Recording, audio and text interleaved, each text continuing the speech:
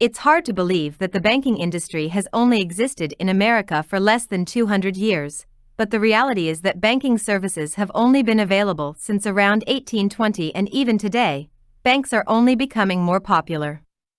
So how did Americans store their money and make purchases before the invention of banks? Banking has a long and storied history in the United States. In 1791, Alexander Hamilton created the first national bank, funded by the federal government, with an initial capitalization of $10 million. The National Bank was designed to help fund the country's war debt incurred during the Revolutionary War. This is what would eventually become the Federal Reserve System. Banking evolved greatly over time as technology advanced and different groups had different needs when it came to their finances. By 1850, there were around 7,000 banks with few regulations or standards governing them, which led to problems like inflation and financial instability. National banks, or those chartered by the federal government, rose to prominence in the 1800s.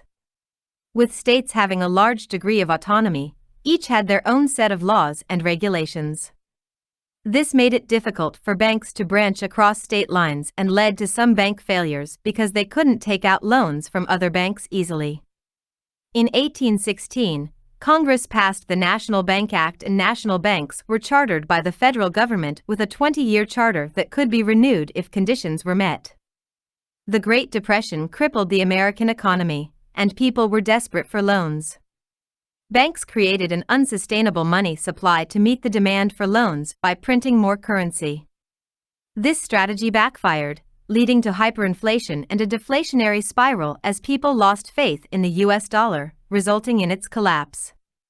The country entered into a period of deflation. Prices dropped 10% every year from 1929 to 1933, and unemployment rates rose dramatically as industries cut jobs to stay afloat while they waited out the crisis. To conclude, banking in America is a system that has been around for more than 200 years.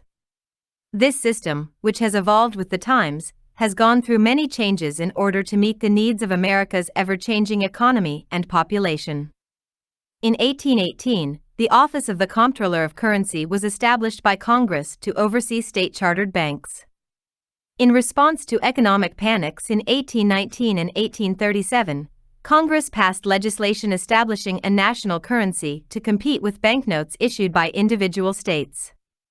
1 year later, Congress created the Independent Treasury System as an agency outside of both private banks and government funds.